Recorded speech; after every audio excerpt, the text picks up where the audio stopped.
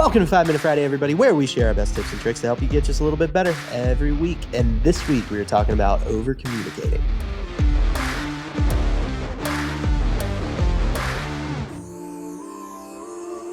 Eddie, I know you are tickled to death because today, sir, you get to give us a baseball analogy. I hand the reins to you, sir. Please talk to us about communication. Well, I will. All right, another life lesson from baseball, if you can bear it. There are so many. There really are. Yeah, no, there are. There really are. Yeah. Okay, I learned this really more. It's a catcher and middle infielder. Okay. This is a big deal. You have to be a good communicator as a middle infielder. Catchers are a lot of times seen as kind of like captain or general on the field type of thing, almost a quarterback type of situation. The reason is that you've got the whole field in front of you. A lot of times the shortstop becomes kind of like almost the captain of the infield. And so those guys, they're the ones a lot of times that they over communicate. And what I mean by over communicate is they say things that everybody around them know. They look at the pitcher with a man on first base and they tell the pitcher, hey, ball back to you, you're coming to me. In other words, if a ground ball is hit to the pitcher, I, Mr. Shortstop, am going to be standing on second base waiting for your throw so we can turn a double play. I tell him that before the play. The pitcher knows that. We've drilled on it 150 times in practice. What you're doing, though, is you're training your brain so that when the reaction time is a nanosecond, when your pitcher just gets undressed by a ground ball that isn't this little like nice little what undressed, you haven't no when a ball would actually undress a pitcher. When a ball gets hit at you so fast that it just disarms you, a lot of times. Okay. We would call that makes more sense. Being undressed by a ball. Okay, that makes sense. But it does something in your head where you're not really able to sit there and think, what did they teach me in practice? What should I do now? So you over communicate. You tell each other again and again what's about to happen. The shortstop looks at the second baseman. Hey, ball in the hole, I'm coming to you. The catcher is looking out. Hey, there are 2 outs. Constantly reminding people how many outs there are. Constantly reminding each other of the situations, because everything's situational in baseball. There are strategic practices that you have in baseball where you do nothing but situations. You just one after another, playing out like the ball goes to right field and there are men on second and third. What do I do? The ball goes to left field. There are men on second and third. What do I do? The ball's in the gap. What do I do? There's a man on first base and the ground ball, and you go. And then in the game, you say that again and again so that you're drilling it into everybody's heads. I've found that this is a good lesson to carry over in business, because being deliberate with your words when you're communicating is oh so important to be a solid communicator. Deliberate means I'm thinking about what I say. I'm thinking about how I say it. So if I'm instructing somebody in a task, it's incumbent upon me to convey that in a way they can understand. And it's also incumbent upon me to make sure that they've really got it. So rather than make an assumption that, hey, I've said it, it's on them now, you come back again and you say, hey, the submittal you were supposed to do? You still got it? Hey, you know that punch list item we were supposed to cover? Have you communicated with the subcontractor on that? Your teammate that you were supposed to be working with on this, are you going to do that, or have you done that? It's funny. I've talked about this a good little bit at ABSI. And Jonathan and I have a kind of a running joke that if I say something that's like, obviously I've said it, like I'll get a message, way to communicate. Or like on the flip side, I'll be like, way to communicate. Good job. Because it's like funny because Yeah. we've created a little funny there. Like, no, we're gonna speak to each other so well and so much that we'll run the risk of saying it, repeating ourselves like old men. Mhm. It's fine. Yeah. We'll repeat ourselves, but everybody around knows what's going on. Yeah. That is a great way to make sure the ball doesn't get dropped. And you don't get in that moment where you're like, no, I thought you, but Yeah.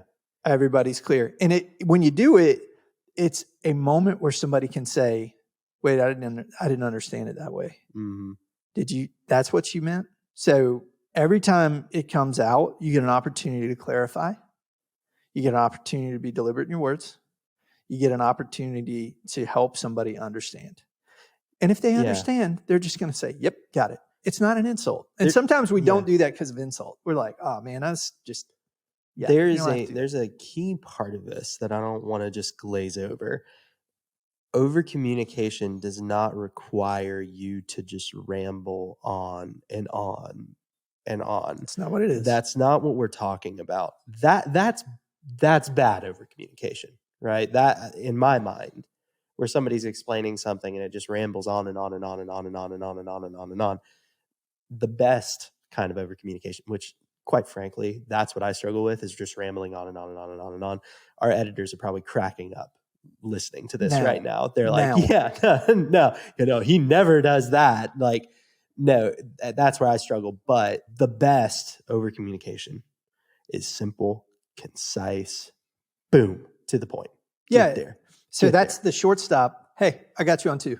Exactly. And he does one of these. He puts his hand up in the air with a little you, me. And he goes, I got you on 2. And the pitcher knows. Mm-hmm. Look at the second baseman. Hey, on like stealing a base, you got him. If the shortstop says, hey, okay, so if you get a ground ball and that's it comes the coach to you, in practice. Yes. That's seeing it up. That's what practice was for. That was the initial conversation. Yeah, okay. The initial conversation has that. The ones after it are quick. But in the moment, you can't afford to do that. No, it's a quick check-in. It's I got you on 2.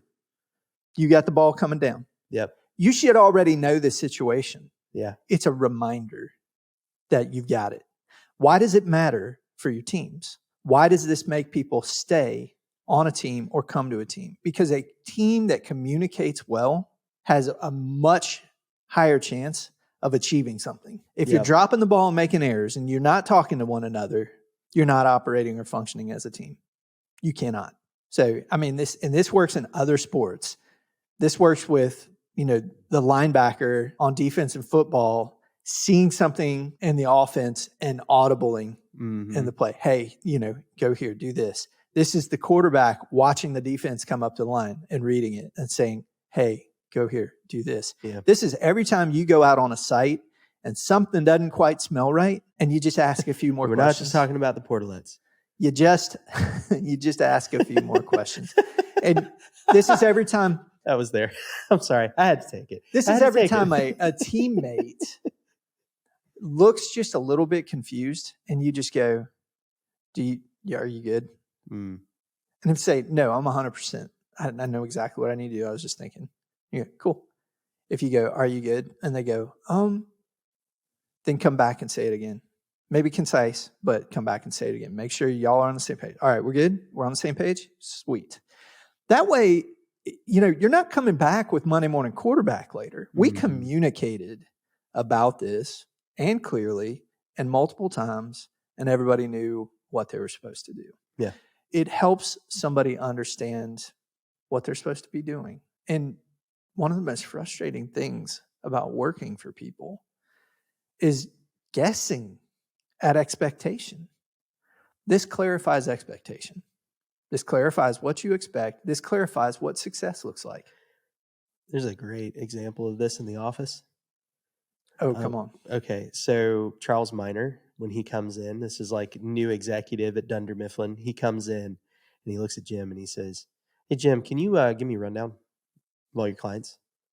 And Jim's like, yeah, sure, totally. And then like Charles just runs off and Jim's kind of sitting there like, what the flip's a rundown? Like, what does he mean? I remember. And so like a couple times Jim goes over to him and is like, hey, do you have any like examples of like a rundown? And Charles is like, dude, it's just a simple rundown. Just don't like don't overthink it. That's a lot of times what we get ourselves into. Or we don't take that extra time on the front end to say what I mean by a rundown, or do you know what I mean by a rundown? Or here's an example of a rundown and what I'm looking for. That is just, I'm sorry, I'm pulling from The Office, but that's a great example of what we do, I think, every day in the industry. Cut the assumptions out. Yeah, cut the assumptions out. Just make sure that they have what they need. You're not looking at them like they're stupid, like they don't know anything. You're just making sure you're supporting them and that they can get done the thing that you need them to get done. Yep. That's it. All right. We've communicated. Over-communication. With that said, make sure that all of the edifices that you go out and erect today and tomorrow and the next day are awesome. Catch you guys later.